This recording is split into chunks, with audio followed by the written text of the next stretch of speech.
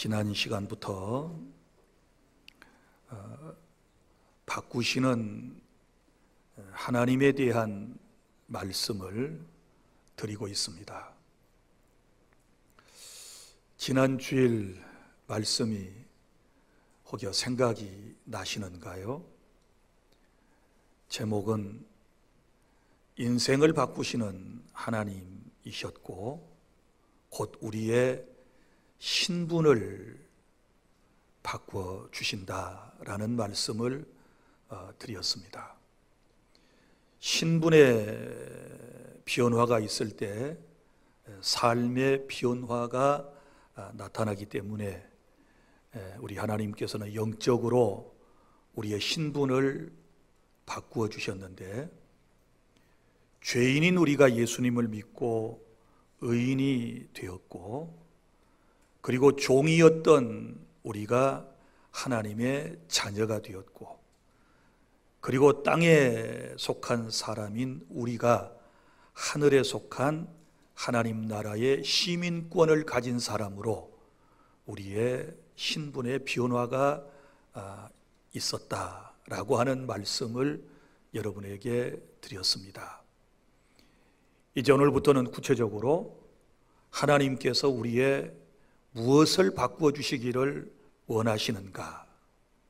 오늘 그 첫 번째 시간으로는 먼저 우리의 마음을 바꾸어 주시는 하나님, 상한 마음을 치유해 주시는 하나님에 대하여 말씀을 드리도록 하겠습니다. 오늘 본문인 시편 147편은 바벨론 포로에서 돌아온 이스라엘 백성의 찬송입니다. 여러분이 아시는 것처럼 북과 남으로 나누어졌던 이스라엘은 차례차례 망했지요. 북쪽 이스라엘은 BC 722년 아수르에 의해 망했고, 그리고 남쪽 유다는 BC 586년 바벨론에 의해서 망하게 된 것입니다. 특별히 바벨론에 의해서 망한 이스라엘 사람들은 그 형편이 어떠했습니까? 바벨론 사람들이 쳐들어와서 성전을 무너뜨렸습니다. 그리고 성벽을 무너뜨렸습니다. 그리고 가옥을 모두 무너뜨렸습니다. 그리고 살아남은 사람 중에 소위 말하면 지혜 있고 쓸만한 사람들은 그 사람들이 모두 포로로 끌고 갔습니다. 그리고 그들은 바벨론 땅에 끌려가서 멸시와 천대를 당하고 무시당하고 마음속에 엄청난 상처를 안고 하루하루를 살아가게 된 것입니다. 하나님께서는 미리 예언자들을 통해서 그들이 바벨론 땅에 끌려가지만 70년의 때가 차면 다시 고국으로 돌려보내 주실 거다라고 하는 그 언약의 말씀대로 70년 포로 생활을 마치고 그들은 고국으로 돌아오게 된 것입니다. 그들은 모두가 기대를 가지고 부푼 희망을 가지고 고국 땅에 돌아왔습니다. 그러나 그들은 예루살렘의 그 현실을 바라보는 순간에 마음에 또 엄청난 상처를 입게 된 것입니다. 70년 전에 회파되었던 성전과 성벽과 자신들의 가옥은 더 황폐해져 갔습니다. 그런 모습을 바라볼 때 그들의 마음은 오늘 본문에 상심된 겁니다. 마음에 낙심이 되었다. 또 다른 말로 마음에 엄청난 상처를 입게 된 것입니다. 우리도 여러분 마음속에는 꿈과 소망이 있지만 그럼에도 불구하고 때때로 주어진 삶의 현실을 바라볼 때 우리가 상심되고 또 낙심이 되고 절망의 자리에 주저앉아 버리는 이런 일들이 있지 않습니까? 오늘 시편 기자는 그때의 상황을 지금 노래로 불러서 자기의 신앙을 고백하고 있는 것입니다. 이러한 현실을 바라보면서 여호와께서 예루살렘을 세우시며, 여기 세우신다. 그리고 이스라엘의 흩어진 자들을 모으신다. 그리고 상심한 자를 고치시며 그들의 상처를 쌓아 매시는도다. 이렇게 운을 떼며 하나님의 은혜를 구하고 지금 소망하고 있는 것입니다. 여러분, 그들이 겉으로는 자유민이 되어서 고향 땅에 돌아왔지만 그들의 마음은 여전히 상처투성이었다라고 하는 것을 알 수 있지 않습니까? 여러분, 우리 하나님께서는 오늘 또 삶에 지쳐서 힘들어하고 마음에 여러 가지 상처를 입은 저와 여러분을 이 자리에 초청해 주시며 오늘 먼저 우리의 상한 심령을 치유해 주시기를 원하시는데, 하나님의 은혜를 통하여 마음의 상처가 다 치유되는 그런 은혜의 시간이 되기를 바랍니다. 첫째, 오늘 본문의 2절부터 3절 말씀은 우리 하나님께서는 우리의 상처를 보고 계신다. 그리고 또한 우리의 상처를 알고 계신다라고 하는 말씀입니다. 여러분, 이스라엘 사람들은 무엇을 보았습니까? 무너진 성전을 바라보았고, 무너진 성벽을 바라보았고, 무너진 가옥들을 바라보게 되었을 때 그들의 상처는 더 깊어갔지 않았습니까? 여러분, 다시 말하지만 육신적으로는 자유를 얻어서 돌아왔지만 그들의 삶은 여전히 힘들었다는 것을 알 수 있지 않습니까? 우리도 마찬가지입니다. 지난 시간에 말씀을 드린 대로 우리가 예수님을 믿고 난 이후에 우리의 신분에는 분명한 변화가 지금 일어났습니다. 죄인이 변하여 의인이 된 사실을 믿습니까? 죄의 종이었던 저와 여러분이 하나님의 자녀가 된 것도 믿습니까? 우리가 땅에 속한 사람이지만 예수를 믿고 하나님 나라의 시민권을 가진 신분으로 변했다는 사실을 믿습니까? 그런데 그럼에도 불구하고 여전히 우리의 삶은 힘듭니다. 얼마나 여러분 한 주간도 세상에 사시면서 이런 일 저런 일을 통하여 마음의 상처를 입고 힘든 상황을 여러분들이 경험하셨습니까? 오늘도 주님께서 여러분들의 각자의 마음을 어루만져 주시고 위로해 주시고 여러분의 두 뺨에 흐르고 있는 눈물 또한 주님께서 훔쳐내 주시는 그런 은혜가 있기를 바랍니다.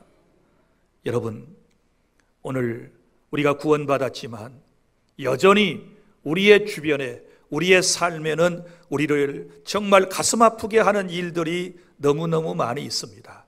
이것을 우리는 이제 상처라고 말하는 것이지요. 그럼 우리가 상처를 가장 많이 받는 곳은 어디라고 생각하십니까? 가정입니다. 가정에서 가족들에게 상처를 가장 사실은 많이 받는 것입니다. 멀리 있는 사람에게는, 떨어져 살아가는 사람에게는 특별히 받을 상처가 없습니다. 그러나 늘 함께 먹고 자고 한 울타리 안에 살아가는 사람에게서 상처를 받지 않습니까? 사랑하는 가족의 무관심한 말 한마디에 우리의 가슴은 무너집니다. 그렇지 않습니까? 믿고 사랑하고 존경했던, 그리고 기대며 살았던 가족들이 툭툭 내뱉는 그 말 한마디에 우리의 마음은 쉽게 무너지는 것입니다. 그리고 또한 우리가 상처를 많이 받는 곳은 어디일까요? 직장이지요. 여러분, 직장에 가면 조직사회이지 않습니까? 그리고 직급이 각각 다르고 하는 일들이 다르지 않습니까? 그런데 직장에 가서 일을 하다 보면 여러분, 인정을 받지 못할 경우가 있습니다. 자신은 최선을 다하여 분투 노력했지만 어떤 성과를 올리지 못하게 되었을 때 여러분, 우리는 무시를 당하게 되는 것이지요. 그때의 마음이 상처를 입습니다. 그리고 또한 누군가에게 자꾸 비교되는 이야기를 듣게 되었을 때 직장에서 상처를 받게 되는 것입니다. 요즘은 부부가 함께 직장 생활하는 경우가 많이 있습니다. 여러분, 직장에서 정말 힘든 나날들을 보내시지 않습니까? 때로는 자존감이 구겨지고, 때로는 억울한 일도 당하고, 때로는 모함도 당하고, 때로는 따돌림도 당하지 않습니까? 그러면 당장에 때려치우고 싶은 마음이 막 솟아 올라옵니다. 그래도 참고 또 하룻밤을 자고 아침에 출근하여 직장으로 가는 이유는 어디 있습니까? 사랑하는 처자식 때문에 그런 거고요. 사랑하는 가족들을 먹여 살리기 위해서 그런 수모를 겪고 그런 고통을 마음속에 안고서 직장으로 향하는 이 상처받은 수많은 직장인들의 마음을 우리 하나님께서 위로해 주시기를 바랍니다. 위로를 넘어서 주님이 치유해 주시는 그런 은혜를 여러분이 경험하실 수 있기를 바랍니다. 그리고 또 어디서 상처를 많이 받습니까? 교회 공동체 안에서도 상처를 받습니다. 교회에 오면 다 천사 같은 사람인 줄 알았거든요. 교회 사람들은 다 질서를 잘 지키고, 교회 사람들은 유순하고, 교회 사람들은 정말 예의 바른 줄 그렇게 생각을 했거든요. 그런데 막상 와서 여러 교회 사람들을 만나고 부딪히다 보니까 받은 상처가 너무 많아요. 그렇지 않습니까? 누군가의 말 한마디에 상처를 입고, 누군가의 표정 하나에 그 일그러진 모습 속에서 우리의 마음에 상처를 입지 않습니까? 열심히 일하고 정말 헌신을 다했음에도 불구하고 누구에겐가 따뜻한 말 한마디로 위로조차 받지 못하고 비난의 대상이 되고 시기와 질투의 대상이 되었을 때 교회 안의 식구들이 의외로 상처를 깊게 받는 것입니다. 그런데 어쩔 수 없어요. 왜냐하면 교회는 누가 모이는 곳입니까? 죄인들이 모였어요. 신분만 지금 변화된 거예요. 그렇지 않습니까? 우리의 삶은, 우리의 이 살아가는 모습들은 조금씩 변하고 있기 때문에 여전히 여기 별의별 사람이 다 있을 수 있어요. 우리 주님께서 말씀하신 것처럼 이 땅의 교회 안에는 양과 염소가 공존하듯이, 그리고 또한 저 들녘에는 알곡과 쭉정이가 공존하듯이 교회 공동체 안에도 이런 사람 저런 사람이 있을 수 있거든요. 다 잘하는데 말 툭툭 던져가지고 상처 주는 사람도 있고요. 말은 하지 않는데 그 하나하나 걸어다니고 이 행동 하나하나 이런 걸 통해서 또 상처를 주는 사람도 있거든요. 이걸 이제 무언의 언어라고 요즘은 그래요.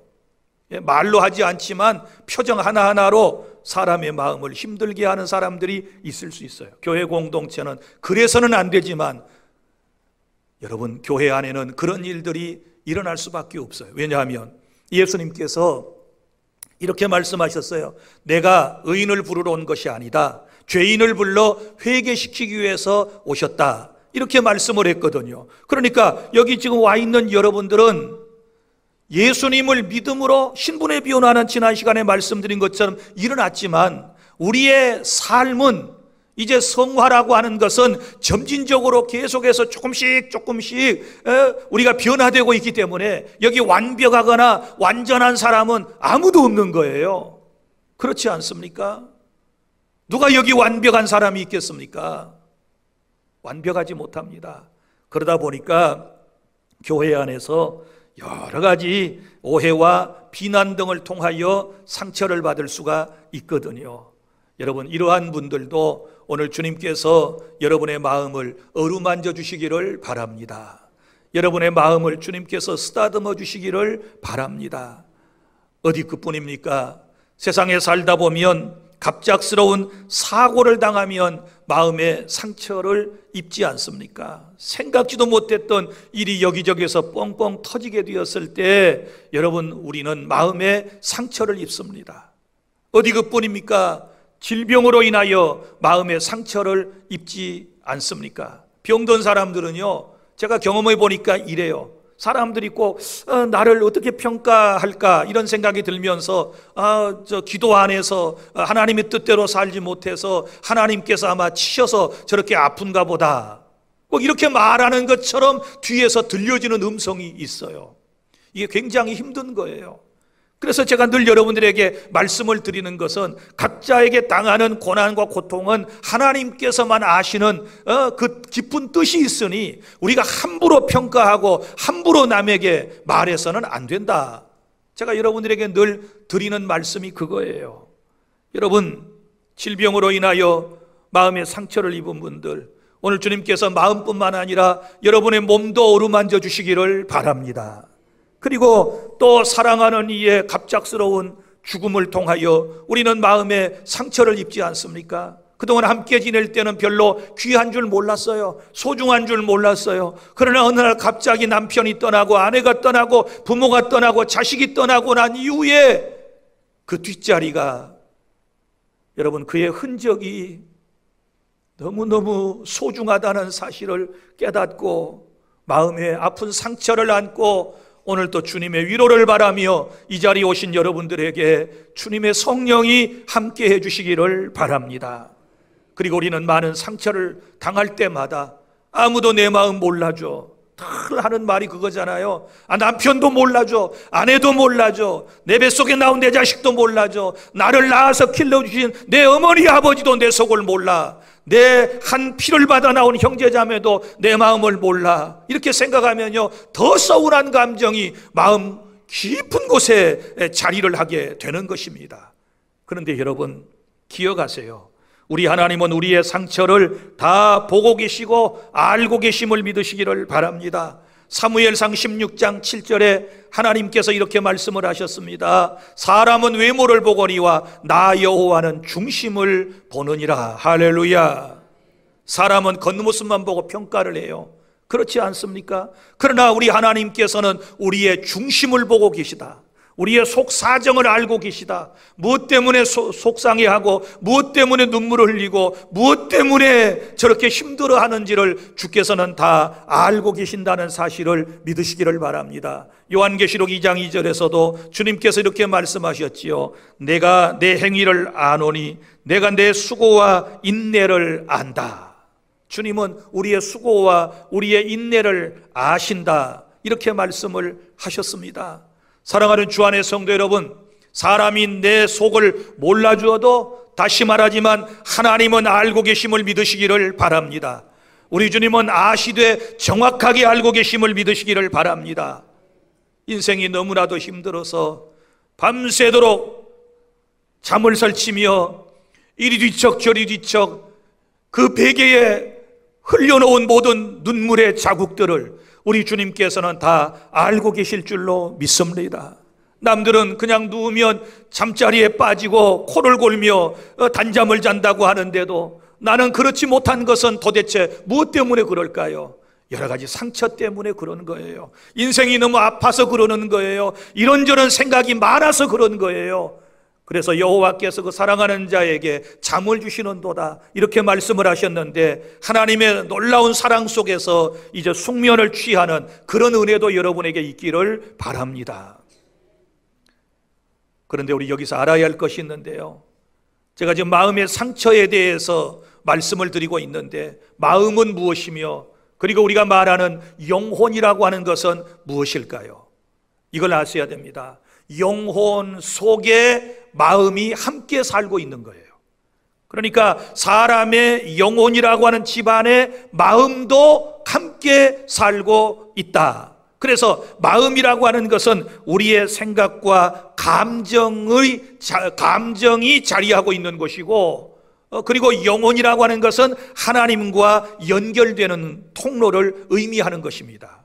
그러니까 마음이 상하면 영혼도 문제가 생기는 거예요. 영혼이 문제가 생기면 마음도 상하게 되는 거예요. 그래서 우리가 분명히 알아야 할 것은 오늘 우리의 마음이 먼저 치유를 받아야 될 줄로 믿으시기를 바랍니다. 마음이 치유받아야 돼요. 여러분 보세요. 신앙생활 하면서 구원받았는데 왜 자꾸 짜증이 납니까? 왜 자꾸 남의 말을 하고 싶습니까? 왜 예배해도 기쁨이 없습니까? 왜 사람이 믿어지지 않습니까? 왜 사람에게 용서가 안 됩니까? 왜 아직도 그렇게 두려움에 떨고 계십니까? 이 모든 것들은 다 마음의 상처가 치유되지 않기 때문에 그래요. 물론 그 영혼은 신분적 변화를 통하여 이미 예수님을 믿는 사람은 구원받은 줄로 믿습니다. 그런데 아직 육신을 가진 우리의 마음은 여전히 힘들고, 마음은 여전히 병들어 있고, 마음은 여전히 상처로 지금 앓고 있는 거예요. 그래서 요즘 우리가 내적 치유 이런 말을 많이 하는데, 우리 그리스도인들에게 성령의 역사를 통하여 내적인 치유, 다시 말하면 영혼이 건강해지는 이런 역사가 먼저 우리에게 일어나야 우리의 신앙생활이 올곧게 된다는 사실을 깨달을 수 있기를 바랍니다. 사랑하는 성도 여러분, 그런데 둘째, 감사하게도 우리의 마음을, 우리의 상처를 다 아시는 하나님께서는 3절에 보면 우리의 상처를 치유하시고 싸매어 주신다 라고 약속을 하셨습니다. 자, 3절 다 함께 시작. 상심한 자를 고치시며 그들의 상처를 싸매시는도다. 아멘. 우리가 병원에 상처를 가지고 가면 어떡합니까? 의사가 그걸 들춰보고 난 이후에 그대로 반창고 붙여버리고 그대로 붕대로 칭칭 싸매어 줍니까? 그러지 않지. 오늘 본문도 보세요. 먼저 고치시며, 의사가 고치고 난 다음에 그 상처를 싸매어 주는 거예요. 이게 순서예요. 상심한 자를 고치시며 그들의 상처를 싸매어 주신다. 오늘 먼저 우리의 영적인 모든 상처, 우리의 마음의 상처를 주께서 고치시고 난 이후에, 그리고 성령의 싸개를 통하여, 위로의 역사를 통하여 우리의 상처를 싸매어 주시는 하나님이심을 믿으시기를 바랍니다. 그러면 우리 하나님께서 우리의 마음을 어떻게 고치실까요? 오늘 여기 상심한 자를 고치신다 그랬는데, 고치시는 몇 개의 놀라운 비밀이 있어요. 첫 번째는 우리의 상한 마음을, 상심한 마음을 고치시는 것은 말씀을 통하여 우리의 마음을 치유해 주심을 믿으시기를 바랍니다. 시편 107편 20절에 그가 말씀을 보내어 그들을 고치시고, 자, 하나님께서 무엇을 보내셔서? 말씀을 보내셔서 영과 육의, 마음의 모든 상처를 고쳐주신다. 할렐루야. 그리고 시편 119편 50절, 이 말씀은, 곧 하나님의 말씀은 나의 고난 중에 위로라. 자, 말씀을 보내서 고난 중에 있는 나를 위로해 주신다. 할렐루야. 그리고 주의 말씀이 나를 살리셨습니다. 말씀을 보내셔서 나를 고치고 나를 살려주시는 하나님의 은혜를 체험하실 수 있기를 바랍니다. 그래서 말씀을 잘 들으셔야 돼요.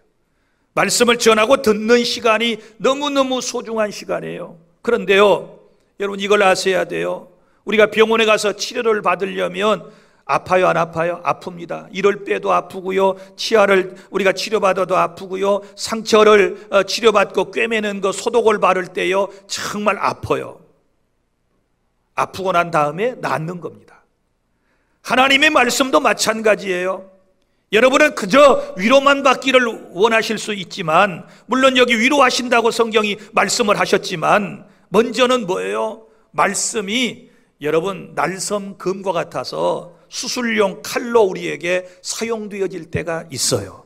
그래서 어떤 사람은 말씀을 들을 때 내 가슴을 막 오려내는 듯한 그런 아픔을, 그런 통증을 느낄 수도 있어요. 말씀을 들을 때마다 목사님이 다 나한테 포부서 대는구만, 누구한테 아마 나에 대한 정보를 들으셨나 봐, 그러니까 내 얘기를 지금 하고 계시는 거지.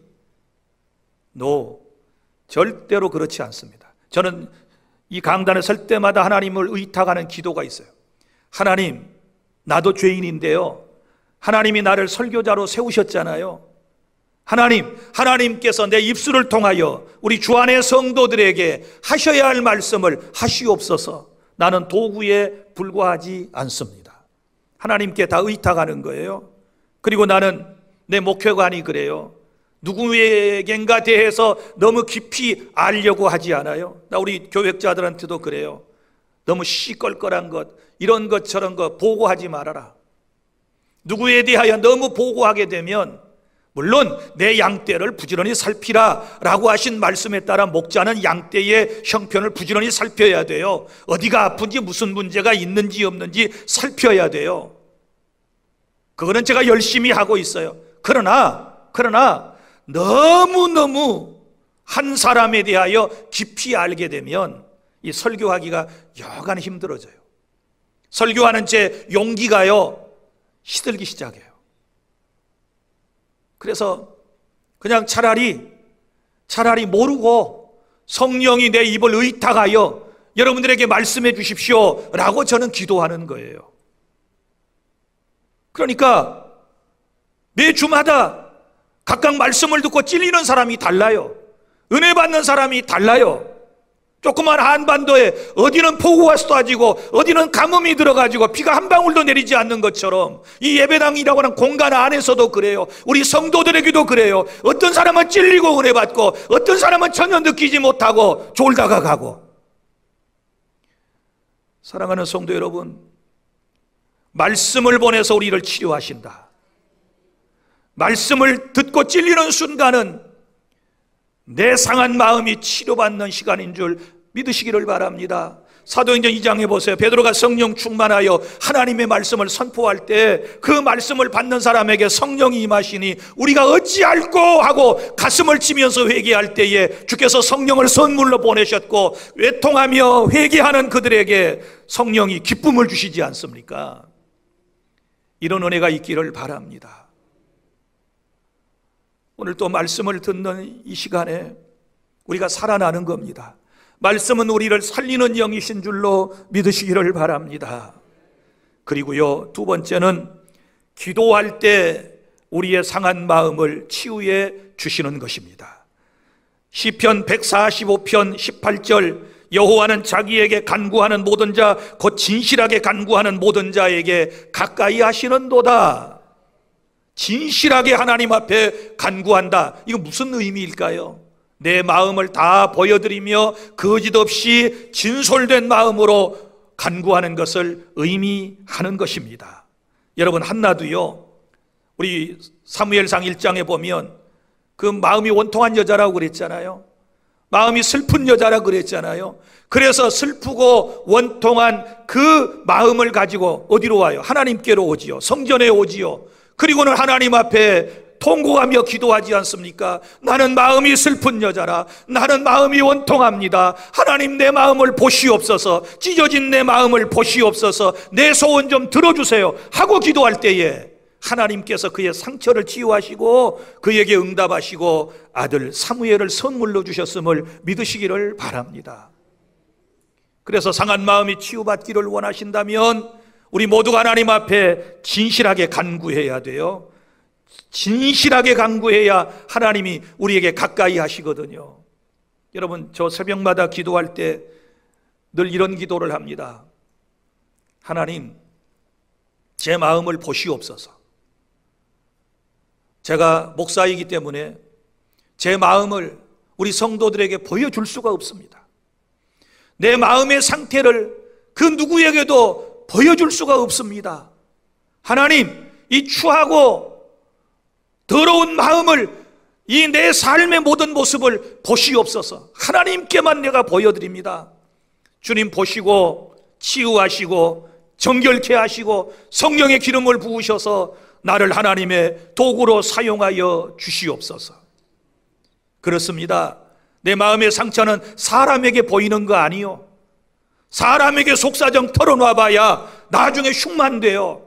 그것 때문에 인간관계가 더 힘들어져요. 여러분 보세요. 누군가가 은혜로울 때 죄를 고백하고 막 자기 과거 얘기를 했어요.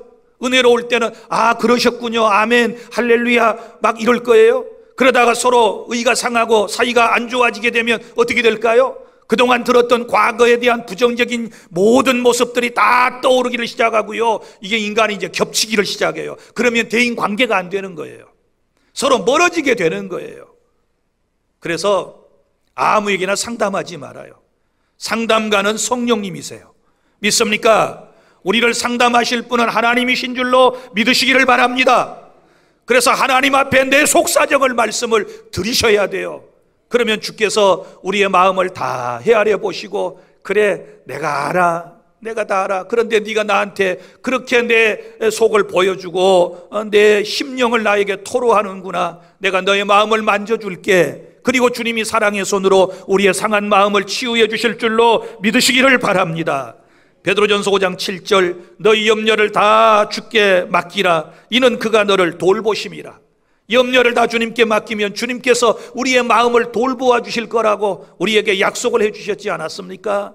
그래서 상한 내 마음의 치유는 여러분, 하나님 앞에 기도할 때, 내 속마음을 다 보여드리고 기도할 때 주님이 거룩하신 성령을 통하여 내 마음을 어루만져 주실 줄로 믿으시기를 바랍니다. 그리고 세 번째는요, 어떻게 치유하실까요? 교회 공동체를 통하여 우리의 마음을 치유해 주시는 것입니다. 야고보서 5장에 있는 말씀은요, 이 공동체에 주시는 말씀이거든요. 너희 중에 고난당하는 자가 있냐? 저는 기도할 것이요. 쭉 하는 말씀 나오다가 뒤에 서로 병 낫기를 위하여 서로 고난받는 사람들끼리 기도하여라, 이런 말씀이거든요.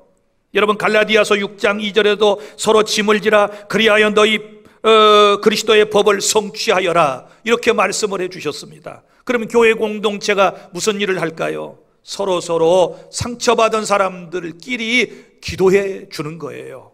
믿습니까? 상대방의 상처를 끄집어내면 안 돼요.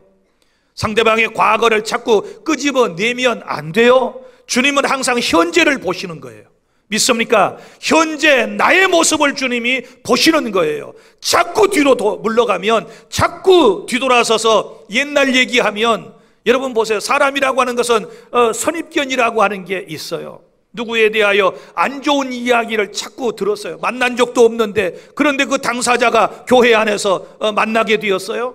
그러면 그 사람을 볼 때 어떻게 볼까요? 그 선입견으로 보게 돼요. 들은 그 정보, 지식대로 그 사람을 판단하게 돼요. 그러면 인간관계가 되겠어요? 안 되는 거예요. 그러므로 여러분, 다른 사람에 대해서 깊이 알려고 하지 말아요. 굳이 알고 싶으면 좋은 것만 알아요. 나쁜 것은요, 귀담아 듣지 말아요. 깨달아지셨습니까? 그래야 교회 공동체가 행복해질 수가 있는 거예요. 제가 항상 우스갯소리처럼 말하지만 이건 제 목회 본질인데요, 우리 교회 안에 누구든지 오신 분들에 대하여 과거를 묻지 말아요. 자꾸 과거에 대해서 알려고 하지 말아요. 왜 그렇게 타인의 과거에 대해서 궁금하십니까? 과거를 묻지 말아요. 누구랑 살고 있는지, 누구랑 살았는지, 집에 신발이 몇 개가 있든지 말든지, 숟가락이 몇 개인지, 어디서 사는지, 옛날에 뭘 했는지, 이런 거 우리 따져 물어서는 안 돼요. 그런데 관심이 있어서는 안 되는 것입니다. 지금 은혜 가운데 우리가 한 형제여 자매가 되고 한 교회 공동체가 되었으면 이 힘든 세상을 살아가면서 서로 위로하고 서로 격려하고 서로 칭찬하고 서로 축복하는 그런 은혜 속에서 살아야 될 줄로 믿으시기를 바랍니다. 그래서 교회 공동체의 식구들을 통하여서도 주님께서 우리의 상한 마음을 치유해 주시는 것입니다. 그리고 세 번째는 4절부터 6절까지 오늘 본문이 주신 말씀은, 하나님은 상처를 치유하시고 그 상처를 통해서 우리에게 새로운 길을 걷게 해 주시는 것입니다. 여러분, 오늘 보세요. 우리 하나님께서 우리의 상처를 치유하시는데요, 상처는요, 상처를 아는 사람이 치유할 수 있는 거예요. 그런데 얼마나 정확하게 우리를 아시는가. 오늘 나는 이 본문을 설교 준비하다가 읽으면서 깜짝 놀랐어요. 늘 읽는 말씀인데 4절 보세요. 그가 별들의 수요를 세시고. 누가요? 하나님이 별들의 수요를 세신대요. 그러니까 별이 몇 개인지를 누가 아시는 거예요? 하나님은 아시는 거예요. 여러분, 별들의 숫자 알아요? 모르죠. 근데 하나님은 어떻게 아신대요? 하나님이 창조한 피조물이잖아요. 그러니까 하나님은 별들의 수요를 다 세고 계시다는 거예요. 여러분들은 별 몇 개나 세나요? 기본적으로요, 아무리 별 숫자 모르는 사람이라도 7개는 알아요. 7개는 알아야 세상을 살아. 자, 그럼 제가 가르쳐 드릴게. 나도 별 이름 7개는 아는구나. 자, 그 7개. 일, 월, 화, 수, 목, 금, 토. 일이 뭐예요? 태양. 어떤 별을 태양이라고 그래. 어떤 별은 뭐예요? 월, 달이라고 그래. 어떤 별은 뭐예요? 화성이라고 그래. 어떤 별은 수성이라고 그래. 목은 뭐예요? 목성이에요. 금은 뭐예요? 금성이에요. 토는 뭐예요? 토성이에요. 7개는 안 해? 이 별 박사들 여기 다 모이셨어요. 7개는 셀 수 있어요. 그런데 주님은 이 별을 세시고 그 이름을 다 아신다고 말씀을 하시는 거예요. 이름을 다 붙여놓으셨어요. 자, 거기 뒤에 보세요. 그것들을 다 이름대로 부르시는 도다. 별들마다 이름이 있어요. 우리가 붙여놓은 이름은 7개, 우리 다 외워서 알아요. 그러나 우리가 알지 못하는 무궁무진한 별들의 숫자도 아시고 거기에 다 이름을 부여하셔서 그 이름을 부르시는 하나님께서 우리 속 모르시겠어요? 내 사정을 모르시겠어요? 다 알고 계시는 겁니다. 할렐루야. 이런 은혜로 저와 여러분이 지금 살아가고 있는 것입니다. 그리고요, 이제 5절부터 6절까지 보면 도대체 하나님이 어떤 분이시기에 별들을 다 세시고 별들마다 이름을 붙여가지고 그 이름을 다 부르시는가. 난 여러분들 이름 이제 죄송해요, 나이가 좀 들어가니까요 또박또박 다 못 부르겠어요. 자꾸 입에서 삥삥 돌다가 이름이 잘 안 나올 수도 있어요. 어떤 사람은 제가 여러분들의 이름을 다 정확하게 아실 거라고 생각하지만 아는 사람은 제가 정확하게 알아요. 박정숙, 모한음, 모슬기, 모주환, 모주찬, 김하미, 김규미, 이런 이름들은 정확히 알아요. 그러나 종종 제가 여러분들의 이름을 모를 수도 있어요. 그러지요. 한계가 있어요. 머리는 한계가 있어요. 그때 여러분이 이해해 주시기를 바라고, 내가 여러분의 이름을 잘 모르고 버벅거리면 주님은 내 이름 아셔. 그리고 또 마음에 상처를 받지 않기를 바랍니다. 상처받을 사람들 아멘도 안 해요. 아니 어쩌다가 한 10년 만에 전화 한번 따가더니 목사님 막 이러면서 막 자기 얘기를 쭉 하는 거야. 나는 누군지도 몰라 지금. 아니 10년 만에 전화했어요. 막 자기 할 일을 다다다닥 막 하는 거예요. 뭐 어쩌고 저쩌고 어쩌고 막 하는데 제가 가만 듣고 예 그러셨어요? 예 알겠습니다. 그리고 전화 딱 끊어. 누구지? 핸드폰에 입력도 안 돼 있어요. 자기는 내가 알 거라고 생각을 해요. 그런데 나는 얼굴은 알아도 이름을 모를 수 있어요. 이게 사람의 한계예요. 우리 하나님은요, 오늘 말씀을 보세요. 어떤 분이신가? 모 목사처럼 잊어버리시는 하나님이 아니세요. 자, 그러면 하나님이 어떤 분인지 우리 한번 찾아볼까요? 자, 5절에서 하나님이 어떤 분이신지, 하나님은 누구시라 그랬어요? 위대하시며 위대하신 하나님. 그 다음에 하나님은 능력이 많으시며, 할렐루야. 하나님은 어떤 하나님이신가요? 그의 지혜가 무궁하시도다. 할렐루야. 이런 하나님이 나의 하나님, 우리의 하나님, 오늘 예배를 받으시는 하나님이심을 믿으시기를 바랍니다. 그리고 우리 하나님은 어떤 분이시냐? 6절 시작. 여호와께서 겸손한 자를 붙드시고 악인들은 땅에 엎드려뜨리시는 도다. 아멘. 무슨 얘기예요? 풀면 이런 얘기죠. 겸손한 의인, 이 사람은 하나님께서 늘 붙들어 주시고 함께 해 주시고 복 주시고, 그러나 악인들, 하나님을 인정하지 않고 하나님을 무시하고 하는 이런 사람들은 땅에 엎드러뜨린다. 이게 무슨 말이에요? 하나님이 심판하신다는 뜻이거든요. 여러분, 우리 하나님의 사랑 속에 날마다 살아가고요, 오늘 주님 주신 말씀대로 우리를 주님께서 고치시고 싸매어 주시고 난 이후에 우리에게 새 길을 걷게 해주실 줄로 믿으시기를 바랍니다. 그래서 실패의 상처가 새로운 도전이 되게 하시고, 관계의 아픔이 용서와 화해의 기회가 되게 하시며, 질병의 눈물이 믿음의 깊이가 되게 하시는 하나님의 은혜를 체험하시기를 바랍니다.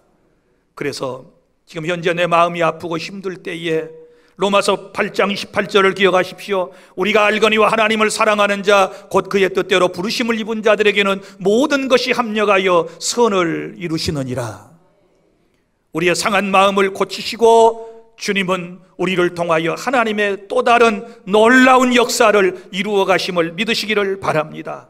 예레미야 29장 11절 말씀입니다. 내가 너희를 향한 나의 생각을 내가 아나니 평안이요 재앙이 아니라 너희에게 미래와 희망을 주는 것이니라. 아멘. 하나님 아버지의 거룩하신 뜻을 우리가 알아야 돼요. 자, 평안을 주시기를 원하신다. 재앙 아니라고 말씀을 하셨습니다. 그리고 너희에게 미래와 희망을 주는 것이라 이렇게 말씀을 해 주셨습니다. 여러분, 지금 아프십니까? 지금 마음이 아프신가요? 그 아픔을 통하여 하나님 앞에 한 걸음 가까이 나아가게 하시고 그 아픈 마음을 안고 하나님 앞에 기도하게 만드시며 그 아픈 마음을 이제 치유받고 하나님의 사랑을 느끼게 하시는 분이 저와 여러분의 하나님이심을 믿으시기를 바랍니다. 생각해 보세요.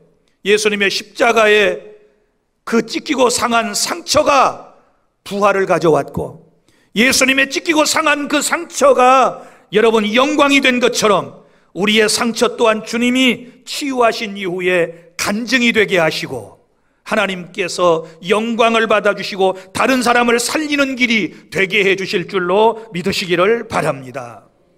말씀을 맺습니다. 하나님은 저와 여러분의 상처를 보고 알고 계십니다. 전능하신 하나님은 우리의 상처를 치료하시고 싸매어 주심을 믿으시기를 바랍니다. 그리고 상처를 치유하신 이후에는 새로운 삶을 살 수 있도록 우리를 은혜의 길로 하나님이 원하시는 길로 인도해 가시는 것입니다.